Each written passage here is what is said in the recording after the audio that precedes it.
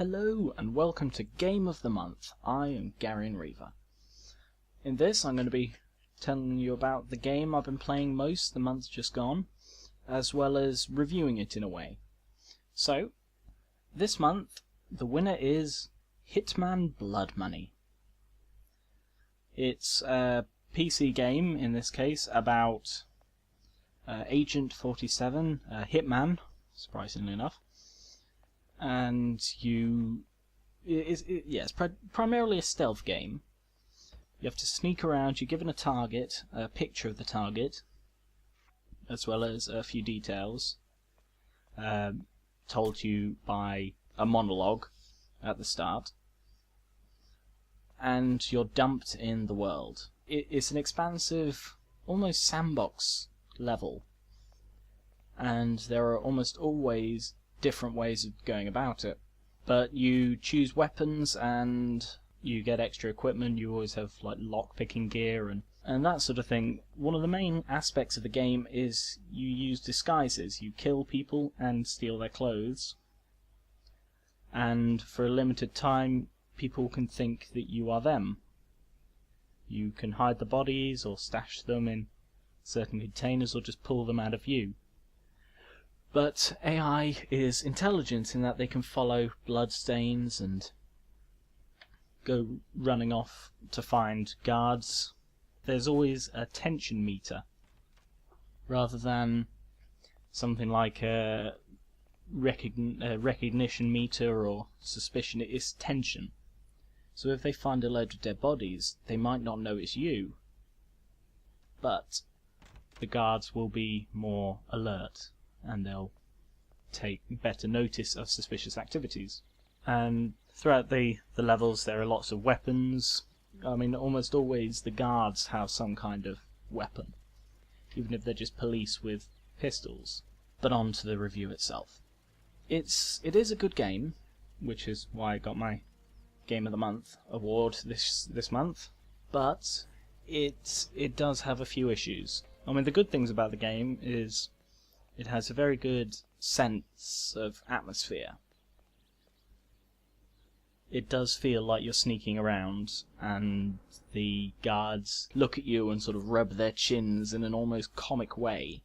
It is rather unnerving, and it definitely raises the tension of the entire game in a way that few other games I've played can. Not to mention the fact that the guns feel real. I mean, I've never fired a real gun, but there are some games where firing a gun just feels like well, it could be a pea shooter for all it feels like. But in this, if you shoot somebody with a pistol, the recoil is just enough so that it doesn't completely destroy your accuracy, but it feels, you can feel the thud, and it is kind of rewarding to, get that lucky shot and take somebody down, only to turn around and find out you had 3 guards standing behind you because they came around the corner. But that speaks in its favour, because of the massive variety of ways you can do it. I mean, I played through it once, and then I played through it again, slaughtering every single person on the level.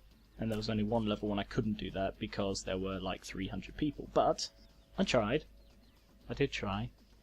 There's a nice variety of difficulties as well, all the way from brain dead AI up to you step one line out of line and they'll come down on you like a ton of bricks. And it's very cleverly done. I'm not really a fan of stealth games normally, but this it went well for me. It does have issues. Like all games in this sort of thing, the AI can seem almost omniscient sometimes. I mean, the number of times I killed somebody and hid them and then disguised and I followed the guards and all, and they instantly turned around and attacked me because somehow they knew it was me. Or the times when you do one thing wrong and it automatically goes into quick kill him mode. And there was one level where I was disguised carrying a fake gun that shoots blanks, and it's a rehearsal for a play, and I'd stolen the lead's costumes. It's very hard to know when you're supposed to shoot, so I shot 30 seconds early. And the main guy ran off, all of the guards converged on me and started shooting at me. So, it's not perfect by any means, but is good enough for most people. Another issue I have with it is that it's almost adventure game point and click logic sometimes. There are a few items scattered around that you can pick up and do covert things with, because at the end of the level you get a rating based on how much violence you used and how silent you were, how quiet. The idea is you do it so you don't actually have to actively kill anyone apart from your two targets, and even they can normally be killed by some sort of accident. But sometimes the way that you're supposed to do it is just so convoluted. I mean, there's one point where there's a guard dog, and in a nearby house there is a bottle of animal tranquilizers. And what you're supposed to do is, I read this on a walkthrough, you're supposed to take the tranquilizers, which aren't easy to obtain by the way, then sneak into the house and put them on a sausage, and then feed the sausage to the dog, all to put the dog to sleep so that you can sneak past it. But to be honest, if you can get into the house and give the dog the sausage, you don't need to sneak past it. You're already past it. So stuff like that. I mean, who would think, there's a sausage, I better find a way to use it to put the dog to sleep? It seems a little bit roundabout. Another thing is that one of the earliest points I read on the walkthrough is it says wait for stuff to happen. In most levels, stuff will happen on its own, you just gotta wait for it to happen. Yeah, I understand there is a certain waiting aspect in any stealth game.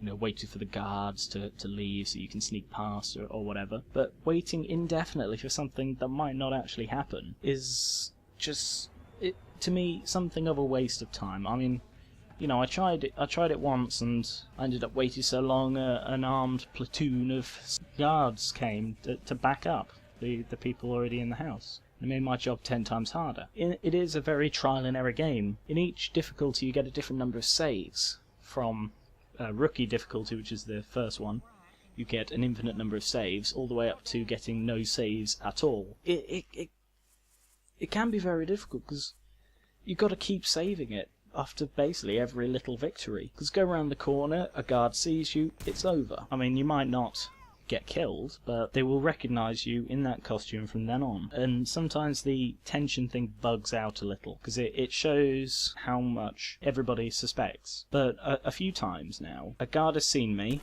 and reached for a weapon, but I've shot him with a silence gun before he can pull his weapon out. And he's dead, nobody else is alerted, but still says the tension is red. Red is the maximum. And I don't know whether that means don't go out because they'll instantly somehow know it's you, or just ignore the tension bar, it has no idea what it's doing, and it's confusing. I think in the end I hid for a little bit, the tension bar didn't go anywhere, so I just nicked a different costume and sauntered away, and that seemed to work just fine. But it is adventure game logic in that it knows what you're supposed to be doing. It doesn't give you any clues. I mean, you can pay in-game money for intel, which are basically hints, and they're a different number per level, and they all give you ideas about different tricks and stuff. Like one of them tells you that one of the target's neighbours is a vet, so you know from that you're supposed to think, he'll have animal tranquilizers. That sort of thing. And it does seem a little bit roundabout sometimes. But in the end, it is a very solid game. It's very entertaining, and if you get into it, you can play it for hours. I have a friend who said that he likes to keep going back to a certain level because there are so many different ways to complete the goal. And he'll just go on there occasionally and he'll just have a go or two at it, trying to do these different ways. So if you like the kind of stealthy, sneak around, don't get caught, steal identity aspect, then it's absolutely great for you. It is a good game that will give you plenty of entertainment. Thank you for listening. I'm Garen Reaver. See you next month.